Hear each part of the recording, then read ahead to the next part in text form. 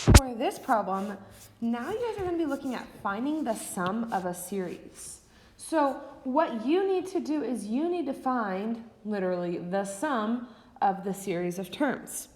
In this one, we're just going to go ahead and expand them out because we see that we're starting with our fourth term and we're going to our eighth. So our first piece, we've got 3 plus 4 squared. That's that term that we're looking at. And then put parentheses around that whole thing. Plus, now we're looking at the fifth term, 3 plus 5 squared.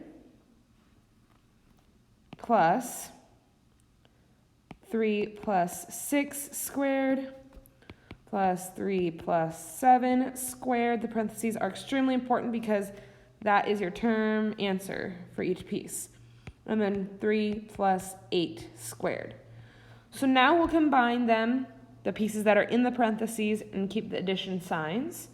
So that's 16 plus 3, that's 19, plus 5 squared is 25, 28, plus 39, plus 52, and then 67.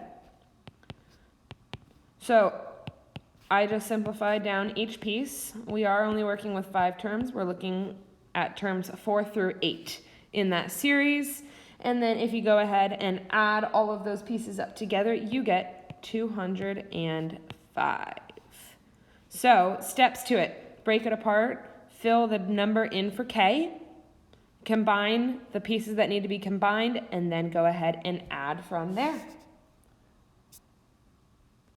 However, when we start to look at big terms, or we're looking at 15 different pieces that we need to find the answer from, we're going to need to find a more helpful way, kind of less tedious. So that's what's covered next on that core concept, so make sure to write that down, and then I will be giving you guys an example on how to use it.